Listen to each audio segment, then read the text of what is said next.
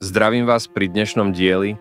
Dnes sa pozrieme na jedno z najzáhadnejších miest na svete, Nan Madol, často nazývané Pacifická Atlantída alebo Benátky Mikronézie. Tento komplex postavený na viac ako 90 umelých ostrovčekoch z obrovských čadičových blokov sa nachádza pri ostrove Pohnpei. Zostáva záhadou, ako ho postavili a prečo ho ľudia opustili.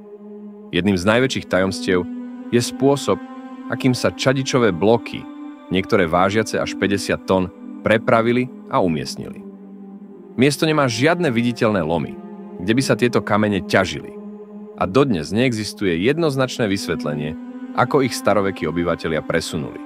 Jedna z najčastejšie navrhovaných teórií hovorí, že obrovské čadičové bloky boli prepravované pomocou pltí po vode. Tento spôsob však prináša niekoľko problémov. Hmotnosť kameňov. Mnohé z čadičových blokov sú príliš ťažké na to, aby ich dokázali udržať bežné drevené plte. Aj keď by boli postavené z odolného dreva a zviazané do veľkých štruktúr, mohli by sa ponoriť alebo prevrátiť. Ak by sa kamene naložili na pľť, ich ťažisko by mohlo spôsobiť, že by sa pľť naklonila a prevrátila ešte predtým, ako by sa dostala k miestu výstavby. Nan Madol sa nachádza na pobreží, ale pôvodné miesta, odkiaľ mohli byť kamene ťažené, boli vzdialené niekoľko kilometrov. Doprava po vode by si vyžadovala veľa úsilia a organizácie.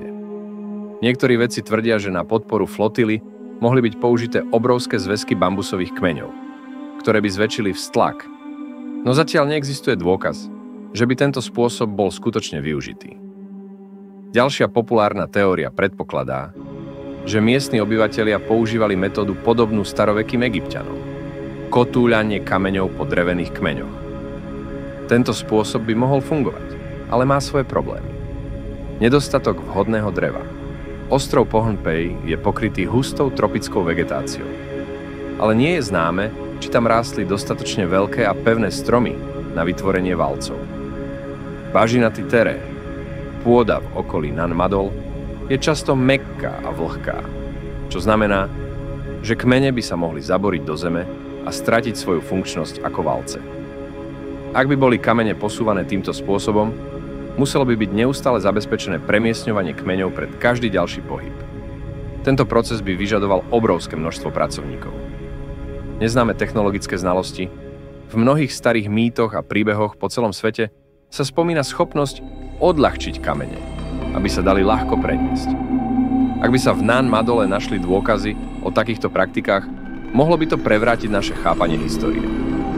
Jednou z najkontroverznejších, no zároveň najzaujímavejších teórií je tá, že pri výstavbe Nan Madolu mohli zohrávať úlohu mimozemské bytosti.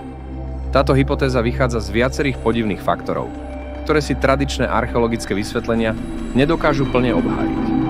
Nan Madol bol postavený na umelých ostrovčekoch v mori, čo je veľmi nepraktické miesto pre hlavné politické a duchovné centrum. Ostrov nemá dostatočné zdroje vody ani jedla na podporu tak veľkej populácie, čo vyvoláva otázky, prečo by niekto vôbec staval takýto komplex. Po páde dynastie Saudeleur bol Nan Madol opustený a ostrovania sa mu začali vyhýbať. Niektorí tvrdia, že pôvodní stavitelia, možno mimozemšťania alebo ich ľudskí zverenci, odišli alebo zahynuli, čím stratili prístup k technológii, ktorá umožnila jeho výstavbu.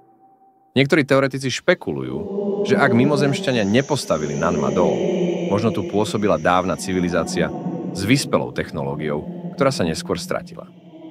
Teória tam stratenej civilizácie hovorí, že ľudia v minulosti mohli disponovať znalosťami, ktoré boli neskôr zabudnuté, podobne ako sa to stalo s niektorými starovekými vynálezmi.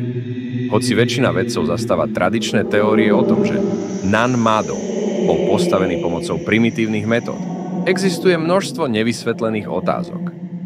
Boli starovekí obyvatelia Mikronézie schopní takéhoto stavebného výkonu sami, alebo im niekto pomohol? A ak áno, boli to bytosti z inej časti vesmíru?